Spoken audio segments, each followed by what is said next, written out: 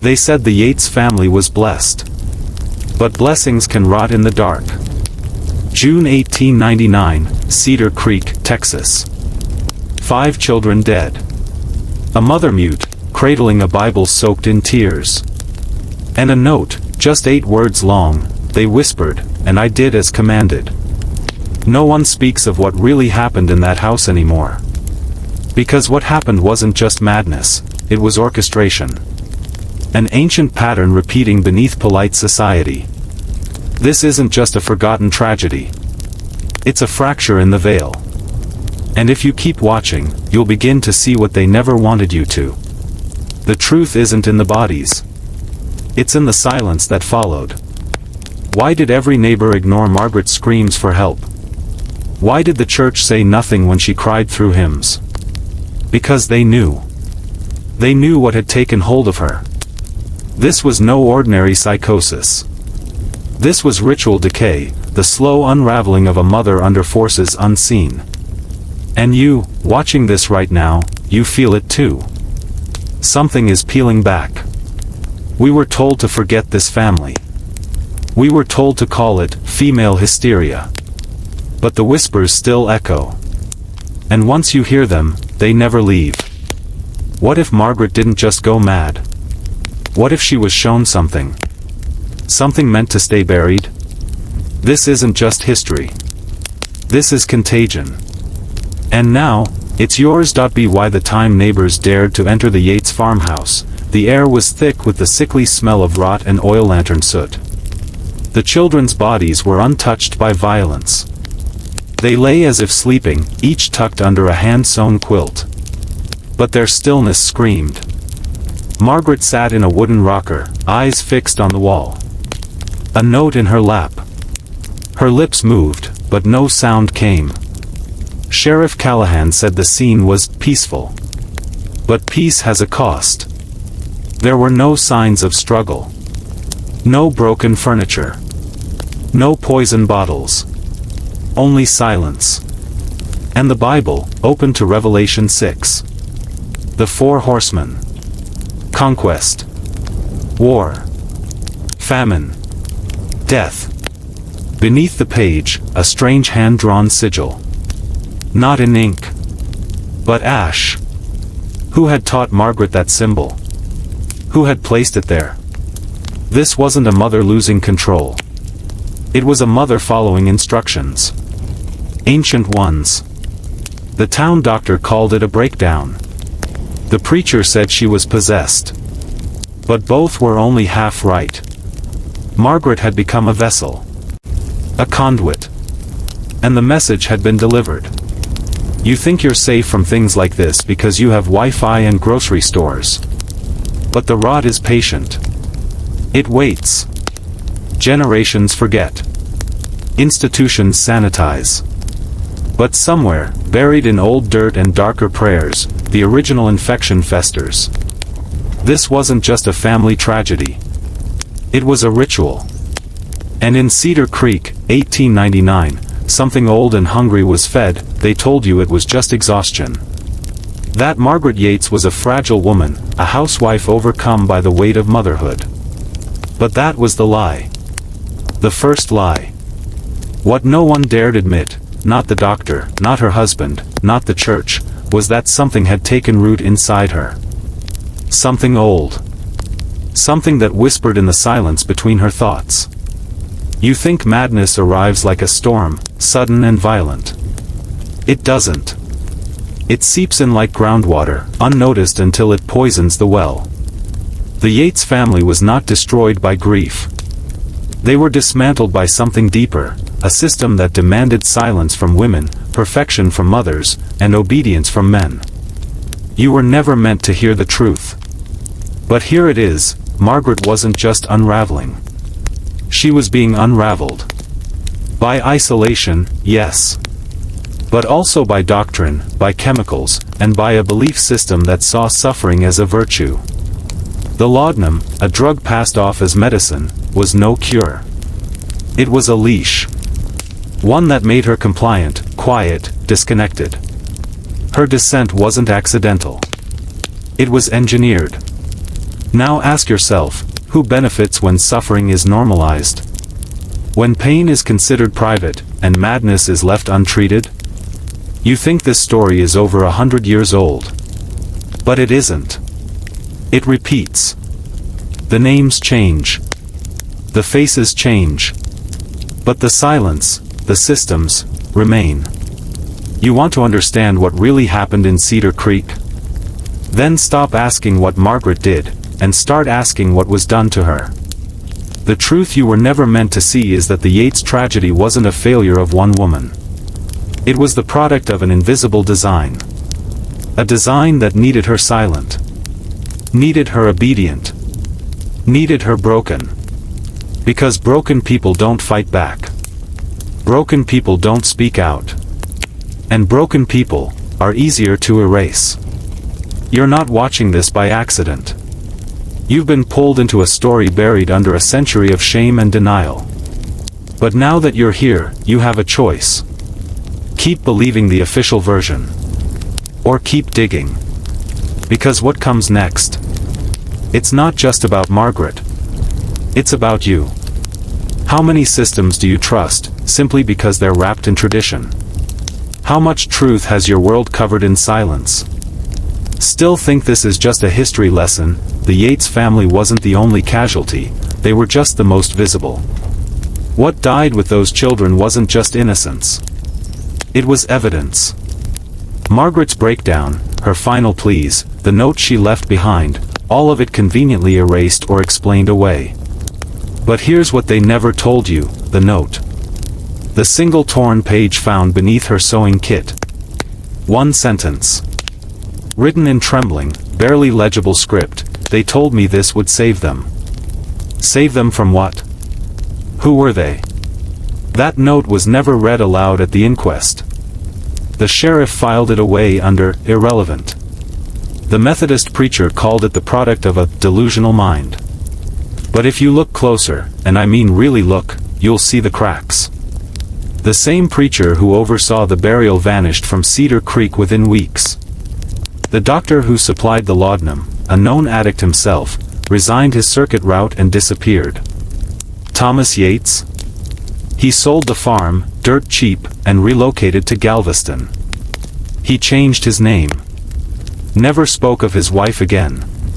You're not asking the right questions. Why did every adult around Margaret back away in her final months? Why was there never a formal investigation into the days leading up to the incident? Because they all knew. Or at least, they all felt the chill of something unspoken. Something institutional. The truth is, the Yates tragedy was not just a result of neglect. It was a sacrifice to the image of moral order. A necessary burial to preserve the illusion that their town was righteous, their medicine sound, and their faith unshakable. And the system that demanded Margaret's silence still exists. It has just changed its vocabulary. Today, it doesn't call women hysterical. It calls them unstable. Today, it doesn't offer laudanum. It offers pills with long names and longer side effects. It tells men to toughen up. To suppress. To obey. And it tells you to forget stories like Margaret's. Because if you remember them, if you feel them, then the questions start. And once the questions start, the system shakes. You feel it, don't you? That itch beneath your skin. That sense that something about this world isn't quite right. That maybe you've been played. And maybe, just maybe, you've been lied to your entire life about what sanity really is. You wanted the truth? You're in it now. And it only gets darker from here. You've made it this far, so now you deserve to know, this wasn't an isolated incident. The Yates family wasn't the first to vanish under the weight of unseen hands, and they wouldn't be the last. Cedar Creek, Texas was small, yes. But it sat on a crossroads, a vein of the American psyche where manifest destiny met spiritual decay. In the years before the Yates tragedy, there were whispers of other families, names forgotten, homes left to rot, and always the same signs: isolation, silence, sudden madness. In 1887, just 12 miles south, the Whitley family was found starved inside their home, every door locked from the inside. The father's journal spoke of night visitors and voices coming from the walls. In 1894, a teacher from the local schoolhouse burned all her students' books, claiming they were contaminated. She disappeared into the woods that night and was never seen again. The pattern? Breakdown. Shame. Erasure. These weren't random cracks in the foundation, they were seams in a design. A design built to control. To hide the cost of keeping people obedient. Because on the American frontier, morality wasn't just preached, it was weaponized. Women were told to submit. Men were told to endure. Children were told to obey. And when one of them broke, when the pressure turned flesh into flame, the community buried it. Literally and metaphorically. The madness was never the threat. The awareness was. You see, Margaret's deterioration wasn't madness. It was awakening. Slowly, painfully, she began to see the system for what it was, a machine. One that used faith as a muzzle, gender as a cage, and hardship as proof of virtue. And when she tried to speak, they drugged her. When she cried out, they shamed her. When she begged for help, they called her weak. The truth is, what broke Margaret Yates wasn't in her mind. It was in her environment. In her conditioning. In her refusal to play along anymore. She saw something. Something she couldn't unsee. That note, "They told me this would save them," wasn't a delusion. It was a warning. Maybe even a message. And now it's your message. Because if you've been feeling like you're sleepwalking through life, like the rules don't make sense, like your mind is resisting something it can't quite name, you're not alone. You're not broken. You're waking up. Welcome to the other side. Margaret Yates didn't go mad. She broke a cycle. But in a world built to crush dissent, breaking the cycle is the surest way to get labeled insane. When Thomas left for Houston that June morning, she knew the window was closing. The voices had grown louder, not hallucinations, but inner truths clawing to the surface. Every whisper said the same thing: they're coming. And they won't stop with you. So Margaret wrote the note. Not as a confession, but as a transmission. They told me this would save them. Not save them from her, but from what she now understood could no longer be escaped. The lie had worked its way into the bones of the town. Into the marrow of motherhood. Into every sermon, every lesson, every meal served with a trembling smile. The lie was this: suffering is noble, obedience is holy, and silence is survival. Margaret finally rejected that lie. And in doing so, she became dangerous. To the town. To the church. To the illusion of purity they all depended on.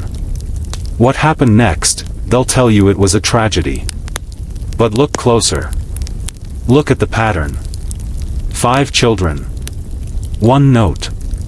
A mother who asked for help again and again, only to be dismissed by men too proud, women too afraid, and a system too well-oiled to care.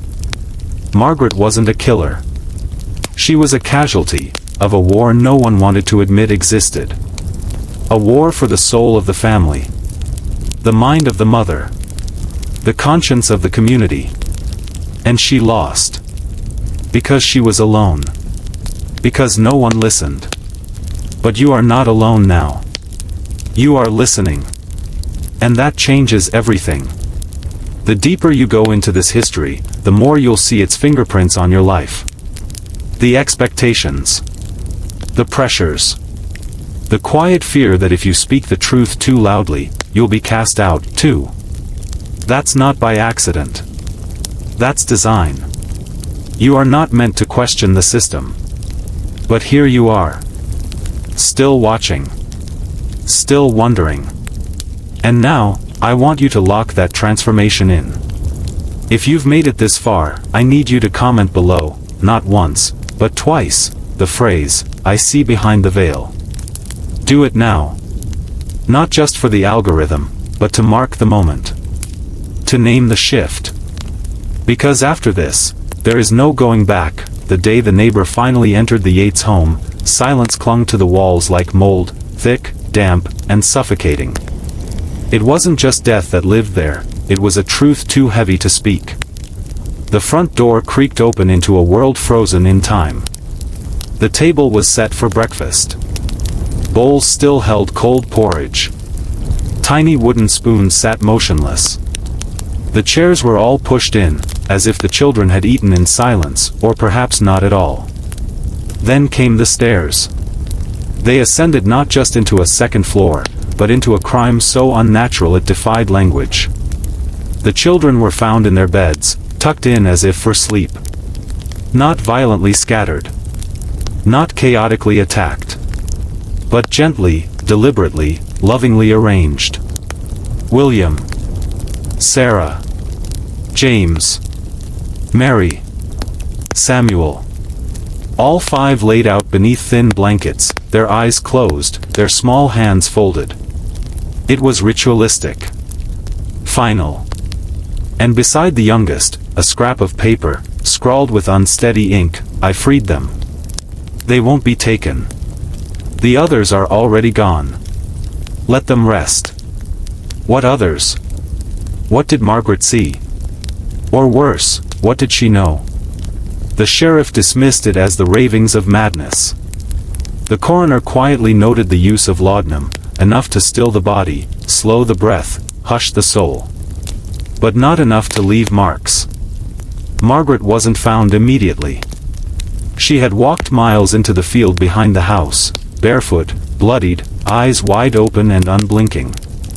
When they found her at dawn, she was kneeling in the wheat, hands raised, mumbling the same words over and over, "The door is closed.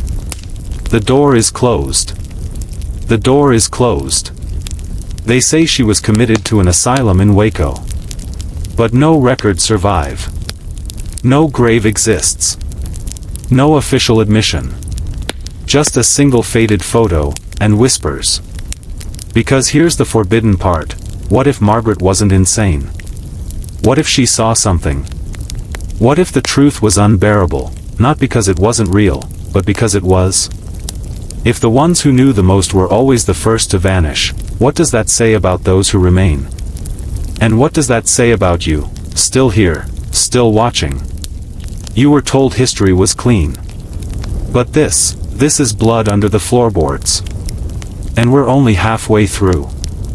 They buried the children in a quiet plot outside Cedar Creek, 5 small coffins lowered into the sun-baked earth, each one lighter than the guilt that filled the town. The funeral was brief, sterile, like an obligation no one wanted to speak of again. No prayers could mend the silence that followed. No hymn could drown out the questions no one dared ask aloud. And Margaret? Officially, she was sent away for her health. But the truth is she disappeared, not just from Cedar Creek, not just from Texas, but from records. Waco State Asylum claimed no knowledge of her.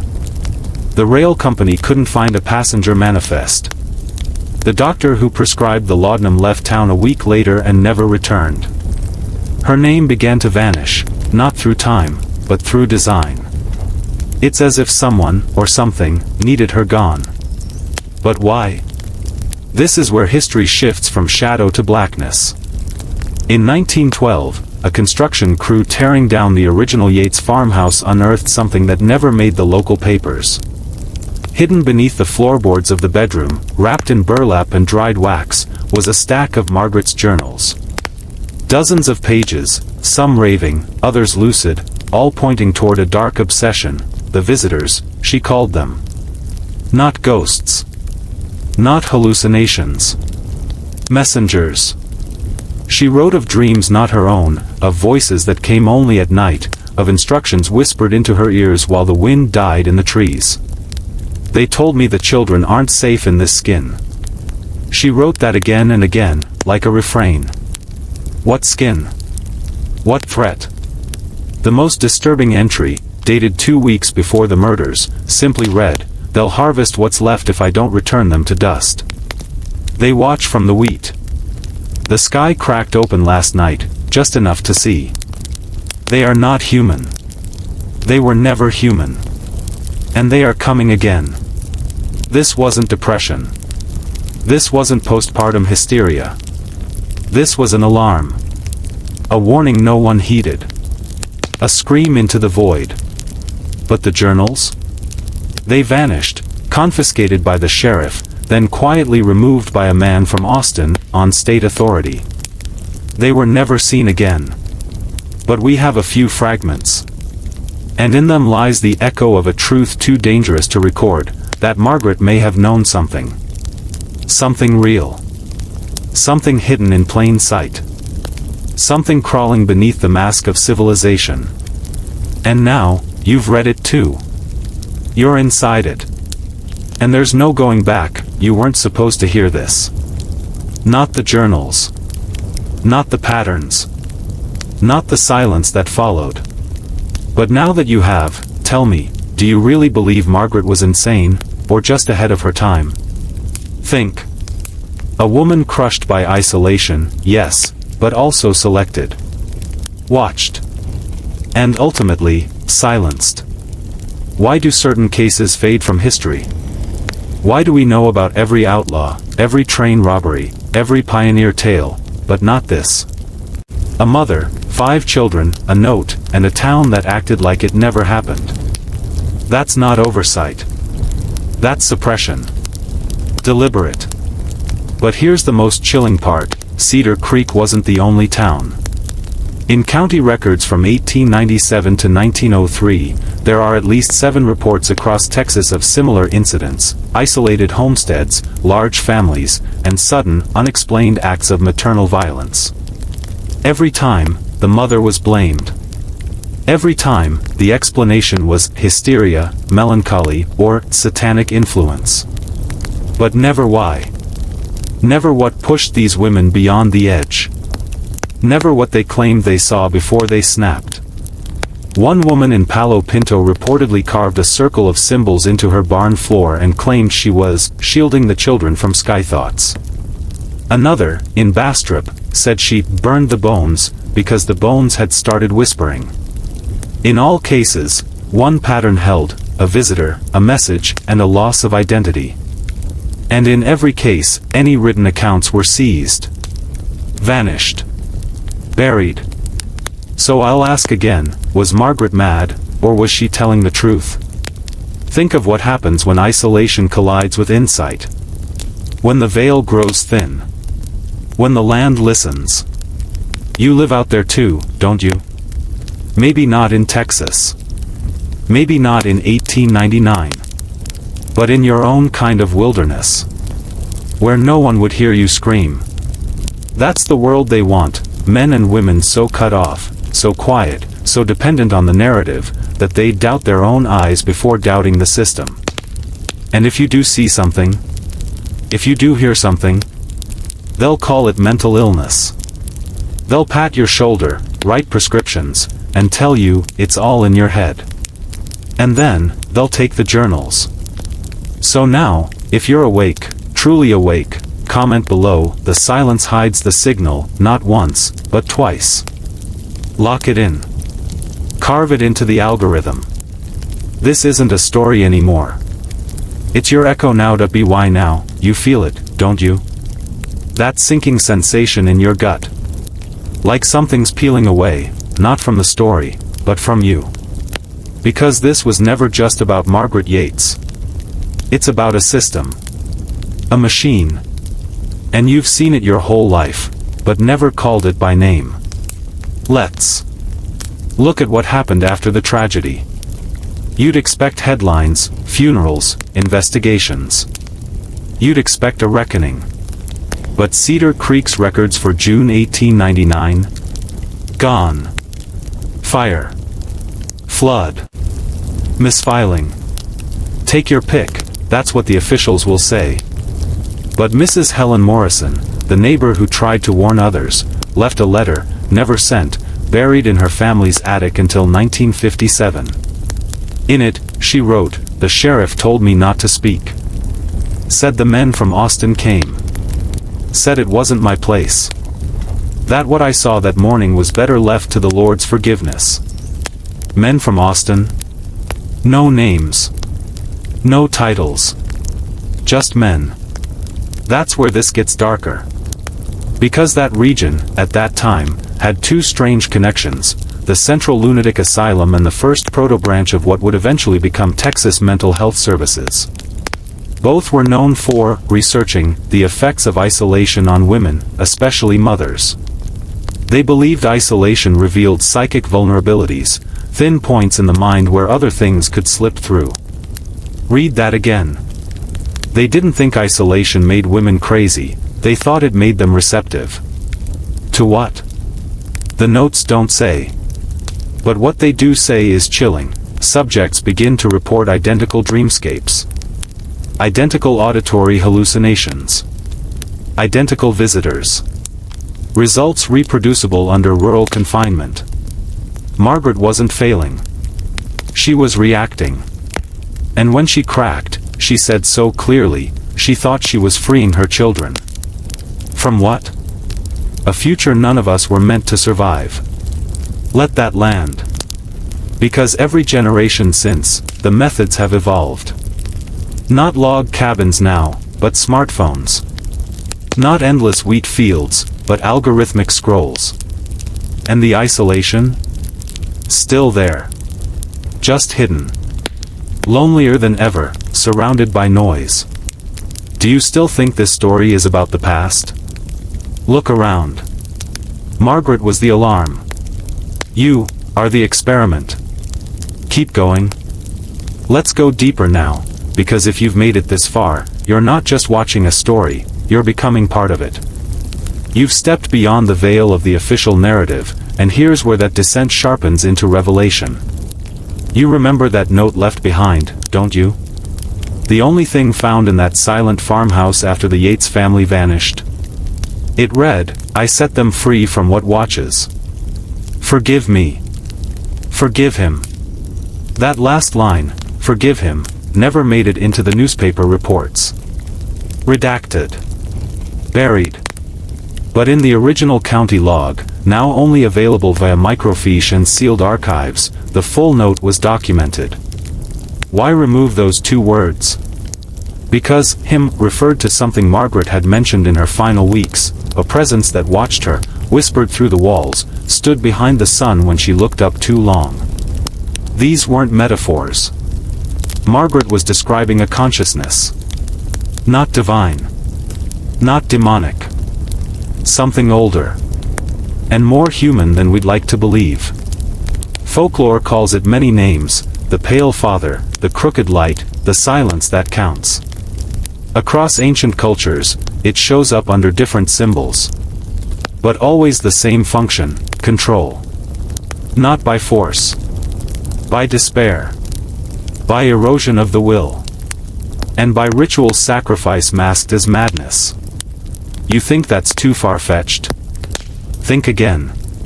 The so-called wave of maternal psychosis in late 19th century America was disproportionately centered in isolated Protestant farming communities.